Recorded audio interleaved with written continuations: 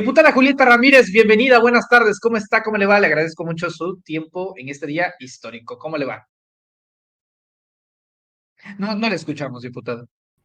Muy bien, Manuel, encantada de estar nuevamente aquí en Sin Máscaras contigo, con toda tu increíble audiencia tan fiel que tienes. Y pues aquí en vísperas de que se haga el acabose, el estallido en la Cámara de Diputados, porque el PRIAN y la Suprema Corte de Justicia pues están pegando el grito en el cielo con la muy inminente próxima desaparición de los fideicomisos, como bien platicabas. Correcto, diputada. Permítame preguntarle algo que puede parecer obvio, pero no, sí es revelador. ¿Cuál va a ser el sentido de su voto en esta decisión? Y explíquenos por qué eliminar 14 fideicomisos, que entre otras cosas, dicen los que saben, vendría representando casi 14,000, 15,000 millones de pesos. ¿Por qué votar en contra de los fideicomisos o, en su defecto, a favor de la eliminación de los fideicomisos? Pues mira, fuerte y claro, sin tapujos. Mi voto va a ser a favor de la desaparición de los fideicomisos. ¿Por qué? Mira, te voy a comentar este tan simple dato. En el 2018, la Auditoría Superior de la Federación, no lo estoy diciendo yo, ni Morena, ni el presidente, la Auditoría Superior de la Federación, la que nos vigila, determinó que los fideicomisos de la Suprema Corte de Justicia, número uno, no se apegan a los principios de austeridad ni a los principios de racionalidad en el gasto público. Y además, fíjate este dato, determinó que del total del monto de los recursos que se resguardan en esos fideicomisos, solo se utilizan el 6.6%. Es decir, que de los 15,000 hasta 20,000 millones, solo se utilizan 6.6% de esa cantidad que se guardan estos fideicomisos. Es decir, que en realidad no se requieren. El objeto de la creación de estos fideicomisos no está siendo utilizada para este fin, porque tan básico como decir que el 100% de los recursos no se está utilizando, solo el 6.6%. ¿A dónde va a parar todos los demás recursos?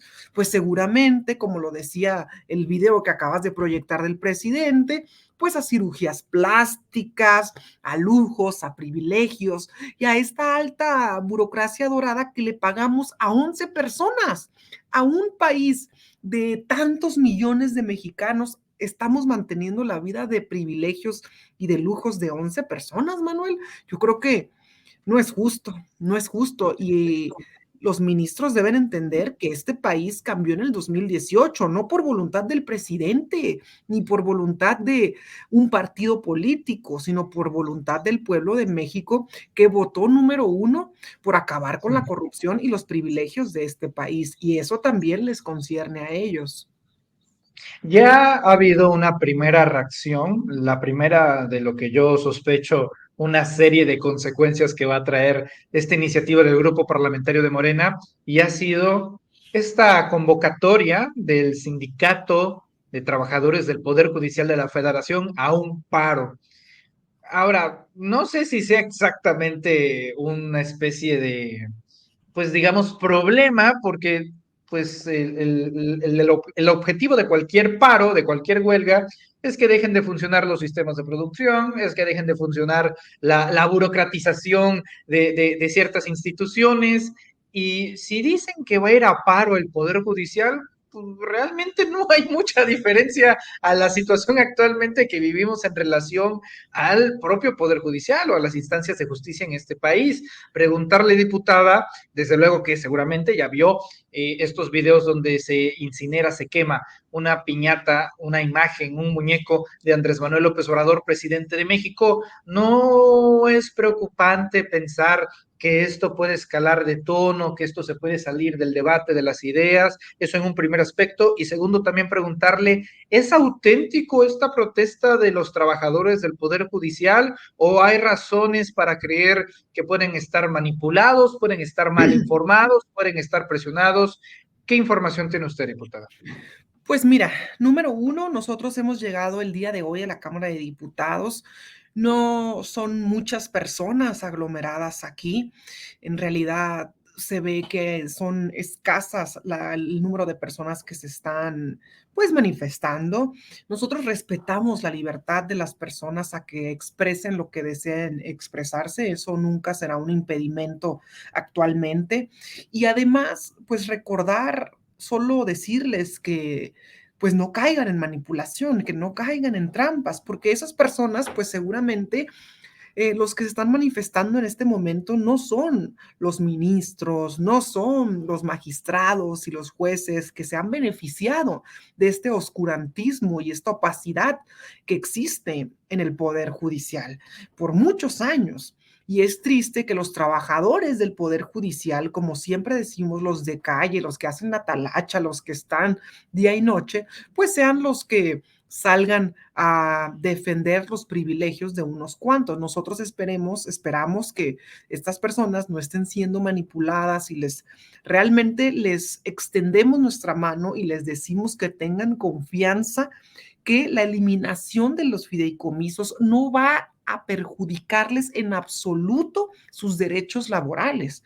Y muy distinto por completo son estas manifestaciones, por ejemplo, a las manifestaciones provocadas por la reforma educativa que se tenía en aquellos entonces con Enrique Peña Nieto, que de reforma educativa no tenía nada, en realidad era una reforma laboral que atentaba contra los derechos laborales de los maestros. Y ahí sí había movilizaciones en todo el país de los magisterios y además eran tremendamente reprimidos los maestros a lo largo y ancho de la República. Entonces, pues vemos una clara diferencia en esta situación donde aquí son muy pocos los que se están manifestando. Nosotros apelamos a que su conciencia poco a poco les dicte que no estén siendo manipulados y a que tengan la confianza de que nunca ha sido el objeto político de este gobierno, de este movimiento, hacer Ujú. o perjudicar los derechos de la gente. Al contrario, nosotros somos el movimiento que ha mejorado y ha desaparecido la figura, por ejemplo, del outsourcing, que ha aumentado el salario mínimo en el país. Y hay una serie de hechos que nos respaldan en cuanto a que para nosotros lo más importante es asegurar a los de abajo. Y claro que sí, enfrentarnos a los de arriba. Por primera vez en innumerables años, Manuel, estamos plantándonos frente a los privilegios en este país. ¿Cuántos años pasaron esta generación, la de nuestros padres, nuestros abuelos, y todos los anteriores, queriendo que alguien alzara la voz contra los privilegiados, contra los que no pagaban impuestos, los aprovechados y todos aquellos que se beneficiaban del poder a costa de los recursos de la gente? Entonces, al contrario, nosotros los invitamos a que nos ayuden a exigir transparencia, porque hemos visto, por ejemplo, esta serie de personajes que ahora quieren que se transparente a dónde va a ir el dinero de la eliminación de los fideicomisos, pero jamás les interesó transparentar a dónde está siendo utilizado este recurso. Fíjate, Manuel, yo le quiero explicar a tu audiencia, los Sí. fideicomisos es una figura sumamente oscura y sumamente difícil de rastrear hacia dónde se va este recurso. ¿Por qué? Porque los fideicomisos es una figura jurídica para, eh, pues para manejar cierta cantidad de dinero, mucho dinero. Y para hacer un fideicomiso, forzosamente necesitamos a una institución fiduciaria, que es un banco, puede ser. Entonces, los bancos se rigen por leyes específicas y uno de los principios bancarios son el secreto bancario. Entonces, aunque se trate de recursos públicos, porque muchas veces nos preguntan, ¿y por qué no simplemente transparentan en qué se gasta ese dinero? No es tan fácil, porque si tú o yo intentamos hacer una solicitud por transparencia de a dónde va ese dinero de los fideicomisos, ¿sabes con qué nos vamos a topar? Que es confidencial, ¿Por qué? Porque ahí está el secreto bancario. Entonces va primero el secreto bancario que el derecho a la información. Y por eso es que con los famosos fideicomisos se le pierde la huella y el rastro hacia dónde se dirige ese dinero. Y no conocemos el paradero de a dónde es que se destinan esos recursos, No aún se puede que se trate de fiscalizar, no recursos se públicos. puede ir.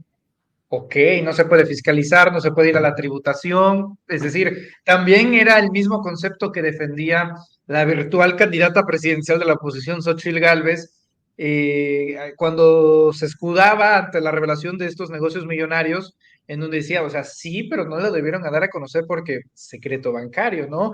Es decir, es la antitransparencia total en términos Así es. generales.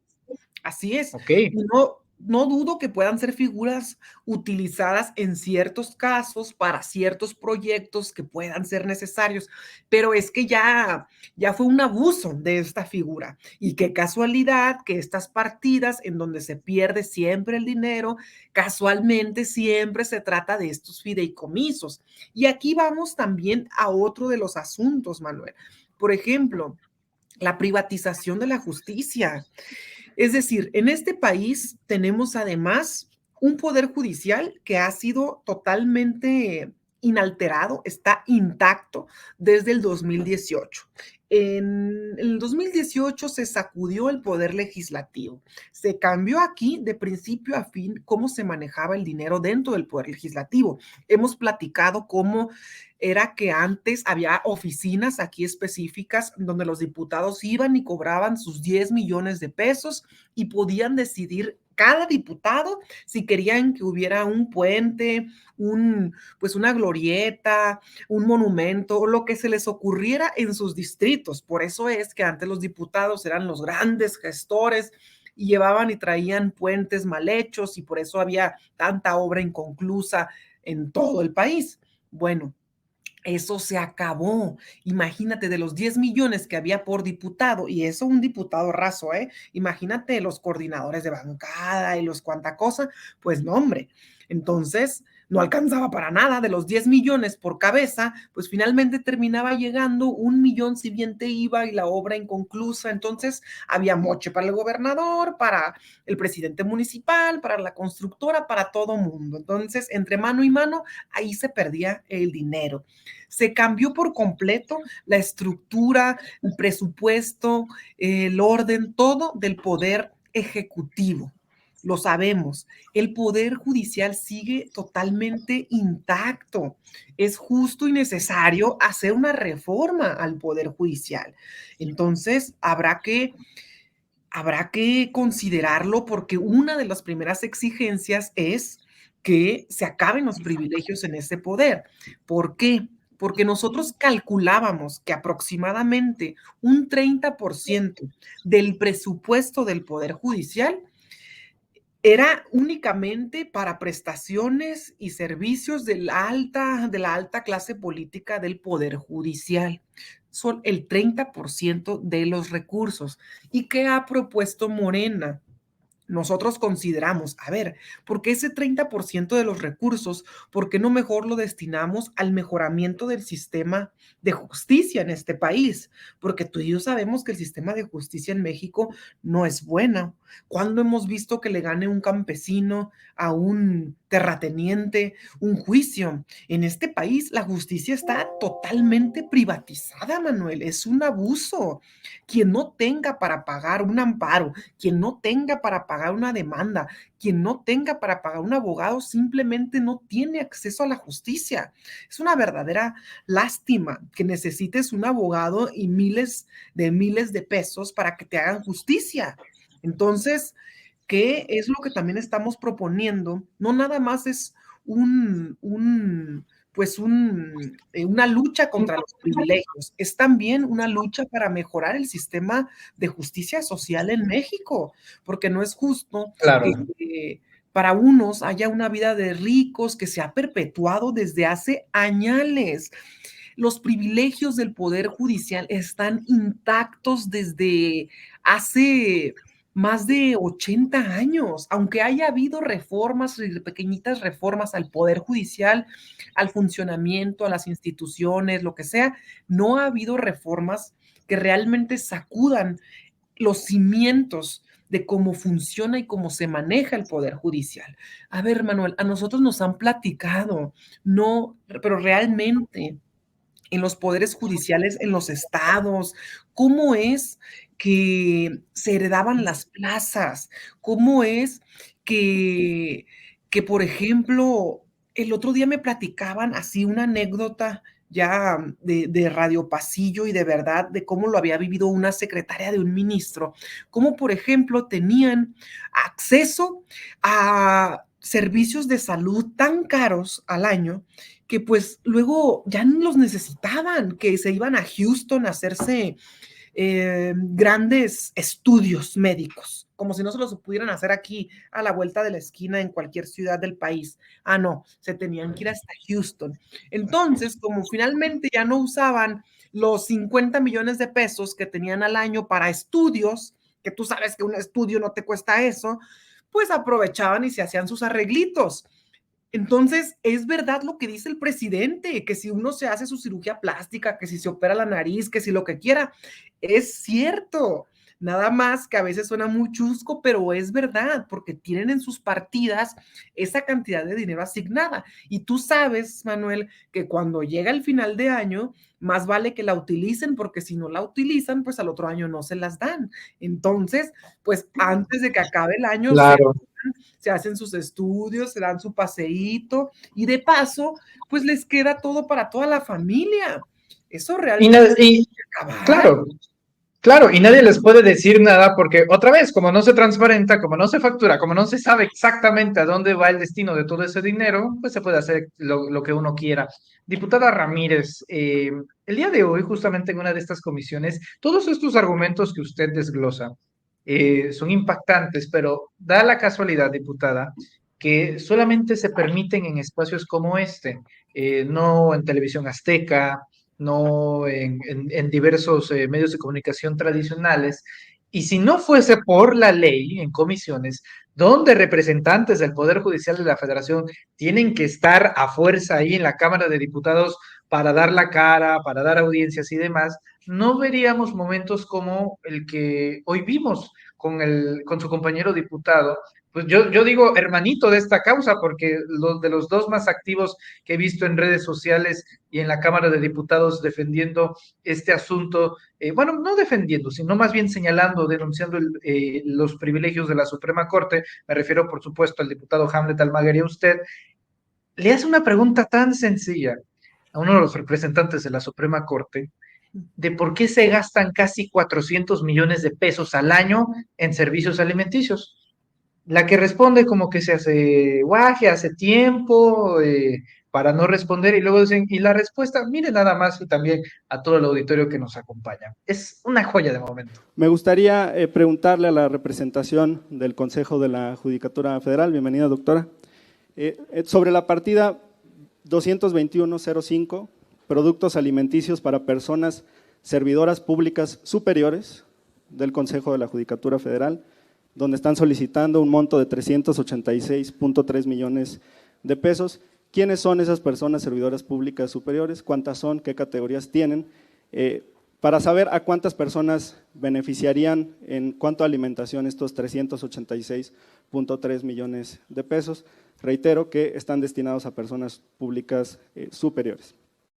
Bueno, pues no sé, ya me puso una tarjetita de… No contestó los alimentos. ¿Perdón? No respondió sobre los alimentos. Mandos superiores. Perdón. ¿Podría, presidente, hablar? Aquí la tengo, pero… Sí, son 4 cuestionamientos. Creo que vale mucho la pena que pueda ser, que ocupe el tiempo que ocupe, licenciada. Muchas gracias, se lo agradezco. Efectivamente es una partida presupuestaria, como ustedes conocen, para todos los ejecutores de gasto, pues las partidas se encuentran en el clasificador. Esta es una partida que se utiliza fundamentalmente para apoyar las funciones que tienen diversos servidores públicos, fundamentalmente en el Consejo de la Judicatura Federal, y actualmente quienes hacen uso o pueden acceder, porque como señalaba, nosotros lo que tenemos que hacer es prever los recursos para apoyar o para cumplir con las obligaciones que se tienen. No significa que todos la utilicen ni que todos los utilicen al 100%. Actualmente son 1,767 personas quienes pueden acceder a los recursos que están previstos en esta partida. Muchas gracias. Madre de Dios. Es decir, la primera argumentación es, bueno, es parte de un esquema que nosotros necesitamos para que el Poder Judicial avance, ¿no? Partidas presupuestarias para que los funcionarios puedan desempeñar su papel. Servicios alimentarios, o sea, comer, tienen que comer. Y el dato tan escalofriante, diputada Julieta Ramírez, es que son 400 millones de pesos de puros servicios alimentarios repartidos entre 1,737 personas. Sería bueno hacer la matemática, ¿no? De cuánto nos resulta 400 millones de pesos entre 1,037 personas.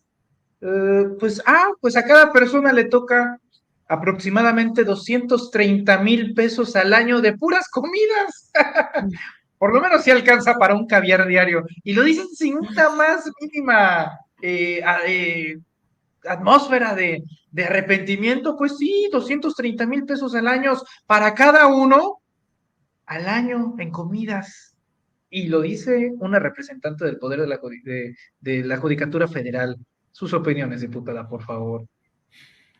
Pues es que, mira, mi compañero Hamlet es muy bueno para encarar a ciertos servidores públicos y de pronto para encasillarlos. Ahí le reconozco mucho el valor que tiene para estudiar los asuntos, porque también para hacer buenos cuestionamientos hay que ser muy estudiosos de los temas que se están tratando, y mi compañero realmente es una persona muy brillante, así que lo apreciamos mucho por el trabajo que ha hecho en favor de la gente. Así que sin duda tenía que ser él quien se enfrentara de esta forma a la resistencia ante perder los privilegios, Manuel. Y además esto me recuerda también a las amenazas que hacía la presidenta Norma Piña, particularmente ante su resistencia de disminuirles el presupuesto al Poder Judicial. Desde antes de que iniciara el periodo en el que actualmente estamos en la Cámara de Diputados, que empezó en el mes de septiembre, ya se prevía, ya se había comentado que para la discusión del presupuesto se estaba considerando una disminución al presupuesto del Poder Judicial. Y nada más tarde que perezosa, ni tarda ni perezosa, la ministra Norma Piña empezó a decir que de ser así, entonces las elecciones del 2024 no podrían ser elecciones pacíficas. ¿Qué es eso, Manuel? Realmente a mí me parece sorprendente ese nivel de amenaza de la ministra Norma Piña diciendo que entonces las elecciones no van a ser pacíficas. Imagínate nomás. Es que a veces en México hemos tenido una paz social generalizada en cuanto a los procesos electorales. A pesar de los fraudes electorales que se han vivido en nuestro país, ha habido paz social, a diferencia, por ejemplo, de los procesos que se han vivido en Argentina, de los procesos que se han vivido en el Ecuador, de los procesos que se han vivido en Brasil, donde se han encarcelado, perseguido y judicializado a luchadores sociales por parte de los ministros, jueces y en general de parte del Poder Judicial. En México todavía no nos enfrentamos a eso como tal. La primera intentona que se tuvo, que fue muy débil, fue en el 2006 con el posible juicio de desafuero que le querían hacer al presidente López Obrador. Bueno, que en realidad le quitaron el fuero y que después querían meterlo a la cárcel y que se arrepintieron porque sabían que iba a perjudicarles más que lo que les iba a beneficiar ver al presidente ahora en la cárcel. Solo por eso, ni creas que por buena onda se arrepintieron. Pero esta es la guerra judicial, el famoso lawfare que se ha manejado a nivel internacional. Como la guerra bélica como tal ya no es favorable, ya no es buena en términos de la opinión pública, pues la derecha internacional se ha creado sus propias herramientas mediáticas, legaloides, para que vayan avanzando su proyecto. Y es así como va utilizando trincheras, como utilizó la trinchera del Instituto Nacional Electoral en el INE, donde lo vivimos muy de cerca con Lorenzo Córdoba, Ciro Murayama, y como actualmente se está colgando con todo lo que les queda de su trinchera del Poder Judicial. Entonces, no es más que la defensa de, pues, de un viejo régimen en el que ellos vivían, lo que queda de ellos, y pues como bien se sabe, cuando se está en un proceso de transformación, lo nuevo todavía no acaba de nacer y lo viejo no termina de irse. En ese momento estamos, y ¿qué hay que hacer? Consolidar las bases de la transformación, y no puede ser sin transformar el Poder Judicial y además de desterrar la derecha en nuestro país sin violencia y de forma pacífica. Pero a mí siempre me gusta hacer mucho este énfasis porque Latinoamérica ha sido el laboratorio de la derecha internacional para judicializar la política y para destruir a líderes sociales a través de los poderes judiciales en diversos países. Entonces, México, si no tuviera tan fuerte el movimiento de regeneración nacional como lo tiene actualmente, bien podría ser otro laboratorio como lo ha sido Brasil, como lo ha sido Perú, como lo ha sido Argentina. Argentina, Chile, claro, claro, claro. Muy bien. Hay que tenerlo siempre en cuenta, así que el movimiento por eso tiene que seguirse consolidando. Por cierto, hoy se cumplen 70 años desde que las mujeres en México pudieron emitir por primera vez en su historia un sufragio, un voto. Eh, no sé si quiere hacer un comentario sobre este acontecimiento, sobre todo en contexto de que el próximo año, diputada, México tendrá invariablemente, no se sabe todavía quién, bueno, sí se sabe, pero no es ético decirlo todavía, una primera presidenta mujer.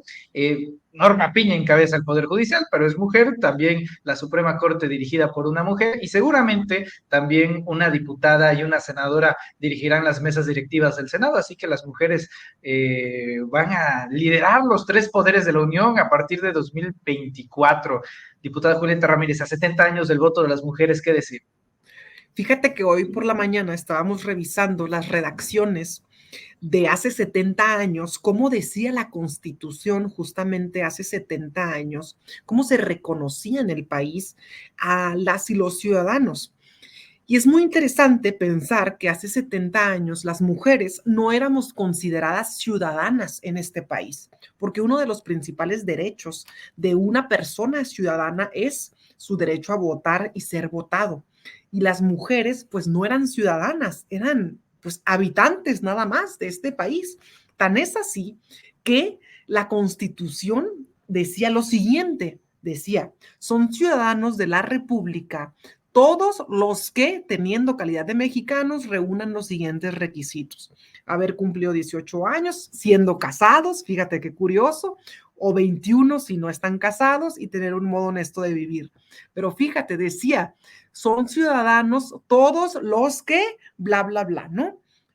Fíjate, quiero que vean esto todos ustedes. Y luego, ya cuando se conquistó el derecho a votar en 1953, tan así que para ser ciudadanas en este país tuvo que escribirse literalmente. ¿Por qué? Porque uno pensara que por el hecho de decir son ciudadanos de la República, todos los que reuniendo la calidad, bla, bla, bla, el hecho de hacerlo plural en masculino, en automático, incluiría hombres y mujeres. Como cuando hablamos en plural y le dices a tus amigos y piensas en automático en hombres y mujeres. Pero no fue así. Porque en el texto de 1953 tuvieron que escribir, son ciudadanos de la República los varones y las mujeres que teniendo la calidad de mexicanos cumplan con los siguientes requisitos. Es decir, tuvieron que escribir literalmente varones y mujeres. ¿Para qué? para que se nos reconociera a las mujeres como ciudadanas de este país. He ahí el génesis y la importancia del lenguaje inclusivo en nuestro país. Y ahora sí, dejamos de ser estos entes, estos seres, estos habitantes de México y pasamos a ser ciudadanas de nuestro país, gracias a la lucha de muchísimas mexicanas y de muchísimas mujeres luchadoras en todo el mundo. Y bueno, ahora tenemos grandes conquistas, congresos en los estados con igualdad de género. El Congreso Federal, por primera vez en la historia, tiene mitad mujeres y mitad hombres. Y el próximo año tendremos a nuestra primera presidenta del país y será de Morena. Ok, y varias gobernadoras también, por Por cierto, bueno, supuesto. como la de Baja California. Así Bueno, pues es. ahí está, ahí está. Diputada Julieta Ramírez, le agradezco mucho. Yo añado rápidamente, y no, y digo, yo no tengo vela en este entierro, los hombres no tenemos mucho de qué opinar en estos asuntos, pero sí decir que el feminismo es un movimiento totalmente de izquierda. Es imposible que sea de derecha un movimiento tan progresista como el feminista, cuando de repente en ciertas situaciones ahí va la derecha a adjudicarse causas sociales, cuando en los hechos, como lo vemos el día de hoy, las niegan totalmente. Diputada Julieta Ramírez, le agradezco mucho su tiempo, presencia y análisis, y le pido por favor que nos comparta sus redes sociales a las más de 10,000 personas conectadas en este momento, escuchando sus opiniones. Muchas gracias, diputada. Ay, mira, qué gusto. Un abrazo a todas y todos, como siempre, un gustazo estar con Manuel Pedrero, un joven. Mira que cuando yo me enteré de tu edad, Manuel, me sorprendí, que estás más joven de lo que pensaba. Qué barbaridad. Estoy muy contenta de Más o menos. encontrarme con jóvenes tan talentosos, inteligentes, brillantes como tú y que le siguen apostando a la transformación del país. Un gusto, un honor, como siempre, estar aquí en Sin Usted Máscaras también, diputada. con todo tu equipo. Saludos a toda tu audiencia y nos pueden encontrar en todas las redes, en Facebook, Instagram, Twitter, TikTok también. Estamos a sus órdenes para servirles. Un fuerte abrazo y gracias por todo el apoyo desde todas las redes y todas las trincheras. Muchas gracias, diputada Ramírez. Le envío un fuerte abrazo y estamos en contacto. Muy amable por sus palabras también. Gracias.